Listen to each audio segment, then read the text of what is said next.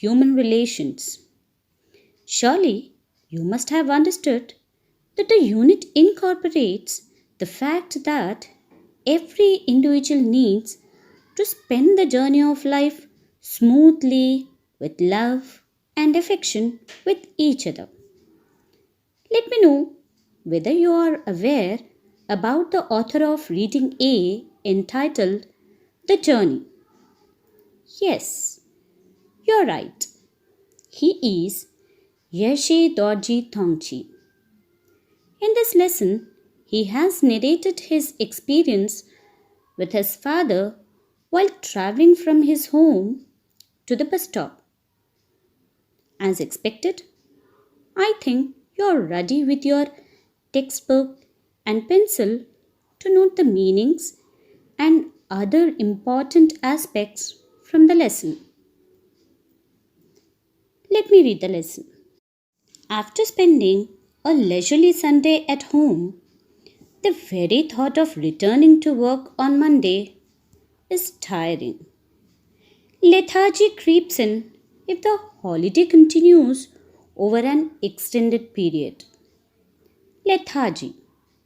What do you mean by lethargy? A state of not having any energy or enthusiasm for doing things. Let us look into synonyms and antonyms. Synonyms: disinterest, inactivity. Antonyms: liveliness, consciousness. Let me frame sentences for you. The captain's encouraging statements broke out the lethargy of his teammates. Raj was taken out of an important project due to his quality with the word lethargy. What do you mean by creeps in? Creeps in means to go into something or a place slowly and carefully. Let's proceed further. That is how I felt when I was preparing to return to my place of work after spending 6 months at home. The fact that I was to leave behind my newlywed wife and go to a far off place did not help either. Obviously, I did not want to go. The narrator takes into consideration the situation for himself.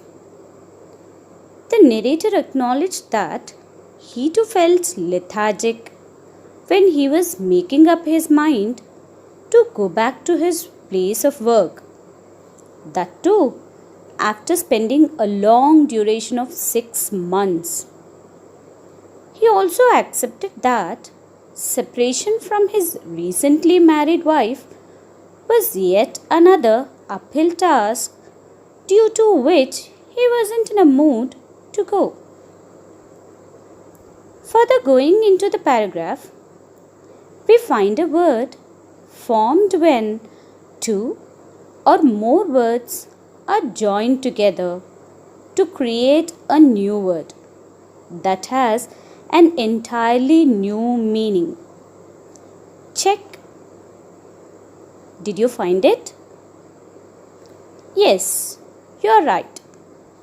It is newlywed wife, and it is an example of a hyphenated compound word.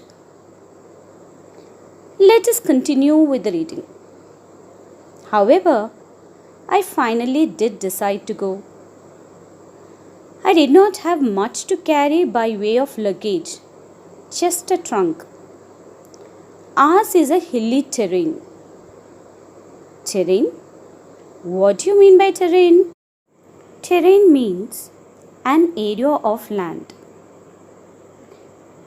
Ours is a hilly terrain without any motorable roads, and there is no certainty that we are ever going to have any roads. He had finally taken a decision to go. Children, what is the thing that immediately comes to your mind when one decides to travel? Yes, it's luggage. But for the narrator, there wasn't much problem of carrying except one single trunk. For reaching the bus stop, he had to carry his luggage and walk along a path that wasn't favorable as his village was on a stretch of land with hills. There wasn't a surely to have accessible or motorable roads for the area in which his family lived. It was a hilly terrain, which means an area having hills and an unsmooth, irregular surface. Let's continue reading the paragraph. In any case, while coming home, we do not carry bedding. Here, the narrator means to remark a common ideology. While a person returns to his home, he does not carry his bedding as the family members at home make it available for the one returning. This reason made the narrator also carry only one trunk. Besides, I had come home this time round for a special purpose, to get married. My parents had arranged my marriage according to the customs of our tribal society. After reading the above lines, it is understood that the narrator had gone to his home that particular time to get married, as his parents had already arranged his marriage following the traditions of his tribe. Initially, I thought of extending my leave, even taking unpaid leave. But after some dilly-dallying, I finally decided against it because marriage had increased my responsibilities and I had got into debt. Dilly-dallying? What do you mean by dilly-dallying? It means to waste time through aimlessly wandering. Let us look into synonyms and antonyms. Synonym: delay, linger. Antonym: hasten, rush, or hurry. Let me frame sentences for you. If you dilly-dally about any longer, we shall miss our train. Since the students dilly-dallied before their exams, the result wasn't satisfactory. The above lines explain to us that it was only after spending 5 months leisurely the narrator realized about his long stay.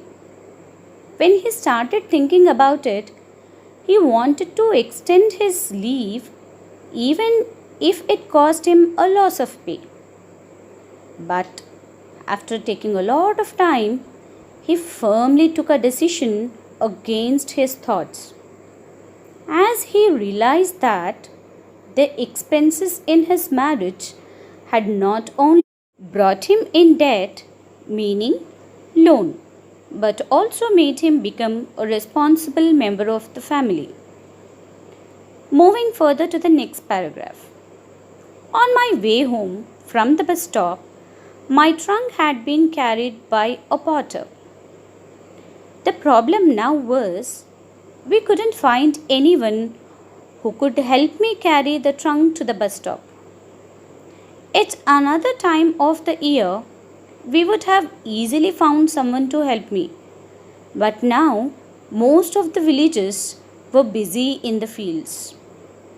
Nobody had time to spare for me.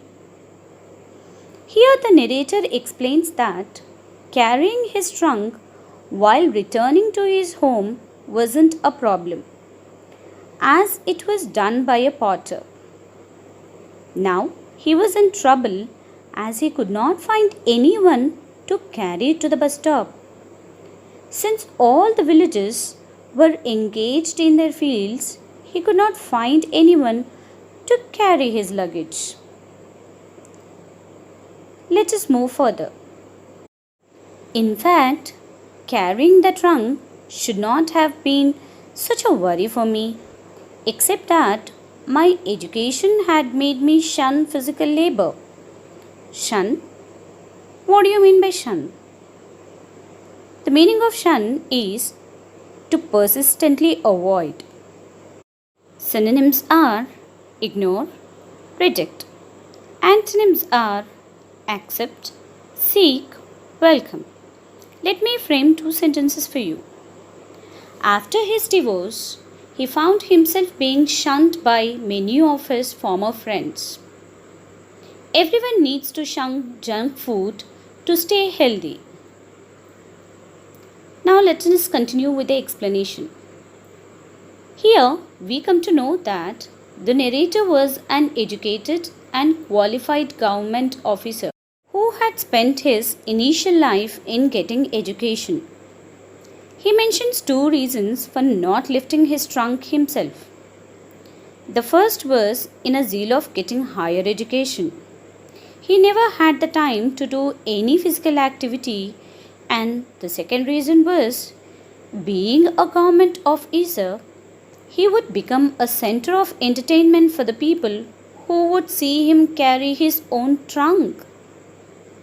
Nevertheless, if the two mentioned reasons weren't there in general, a healthy young man like him could have easily carried a 20-kilo chest.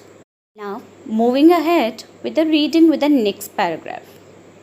Finally, my father came with a solution.